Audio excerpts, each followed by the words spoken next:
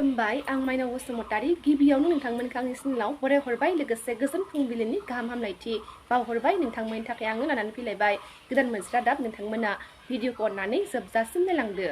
दिनैनि गिबि खौराङाव दङ गवालपारायाव सासे आजिरा मोननाय फोरोंगिरिखौ गाग्लोबनायनि अजद दैखांदों। पंकज पाठक मुंनि सासे सुबुङा आजिरा मोननाय फोरोंगिरि तपन चक्रवर्तीखौ बुदोंमोन। जोबनायाव आजिरा मोननाय फोरोंगिरि तपन चक्रवर्तीनि आथिं हमनानै निमाहा बिनांदों पंकज पाठकआ। खौरां मोननाय बायदिब्ला खर' लान्थायाव खानाय रज'नायनि मुलि होनायनि बादायाव गवालपारायाव राइजोफोरनि सिगाङाव खोमा हमनानै निमाहा बिनांदों पंकज पाठक मुंनि सासे सुबुङा आजिरा मोननाय सासे फोरोंगिरिखौ बुनायनि अजदआव खोमायाव हमहोनानै आन्थु खेरायनानै दोनदों राइजोफोरा। गसाइगावआव सानै दायनिगिरिया ट्रेननिफ्राय बाज्रुमनानै खारखोमादों होनना खौरां मोननाय जादों। सानै दायनिगिरिखौ नागालेन्डनि साब्रै पुलिसफोरा केरालानिफ्राय कन्याकुमारी एक्सप्रेस ट्रेनजों डिमापुरसिम लांबाय थानाय समावनो गसाइगाव रेलवे स्टेशनाव ट्रेन क्रसिं जानाय समाव ट्रेननिफ्राय बाज्रुमनानै खारखोमादों। सानै दायनिगिरि रसिद आली आरो शुकुर आलीया।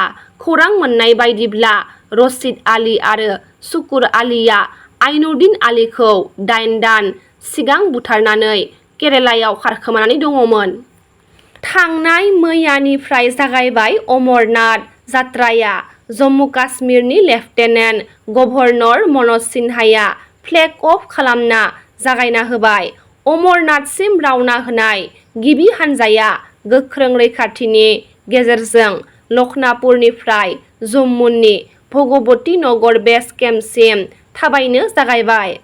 सनितपुर जिल्लानि सिङाव थानाय फाइलागुरि गामिनि थागिबि खाहेन बसुमतारी 22 बोसोर बैसोनिया गोमानानै दङ होनना खौरां मोनदों। खौरां मोननाय बायदिब्ला सुभाष बसुमतारी आरो रनजित बसुमतारीनि फिसाज्ला खाहेन बसुमतारीया थांनाय 24 जुननिफ्राय गोमानानै दङ।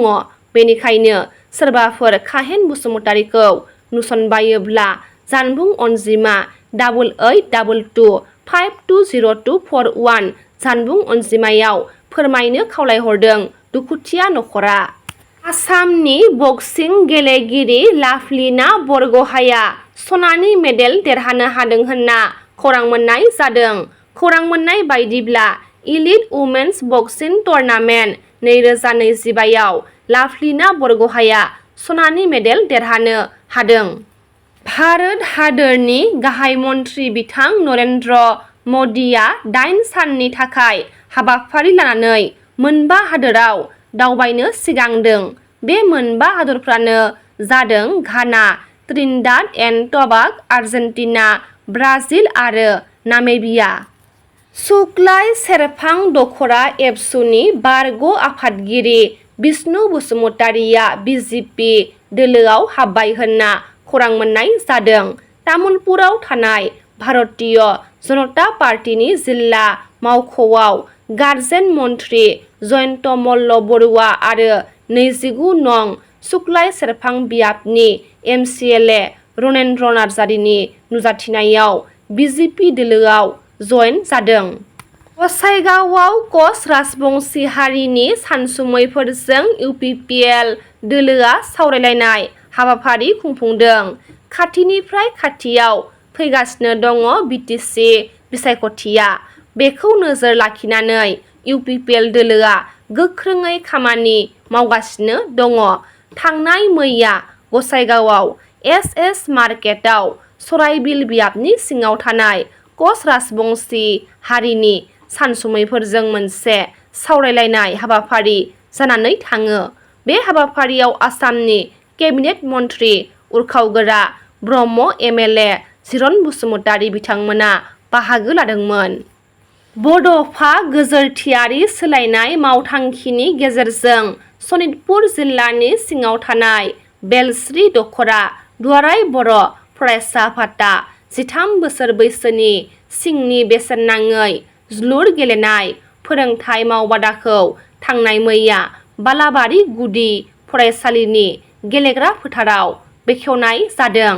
बेखेवनानै होदों समाज सिबियारि अमर बर' बिथाङा गेलेनायजों लोगोसे गावखौ गायसननो हानाय थांखिजों ओनसोलनि सिङाव थानाय गुबुन गुबुन गामिफोरनि 13 बोसोर बैसोसिंनि उन्दै उन्दै हौवासा हिनजावसाफोरखौ बे फोरोंथाइ मावबादायाव थिसनथाइ होनाय जादों। पाटगाव दखरा एबसुनि 5थि बड'लेण्ड सोमावसारनायनि मुंख्लं गामियारि जोलुर बादायलायनाया थांनाय मैया थुंगेबाय।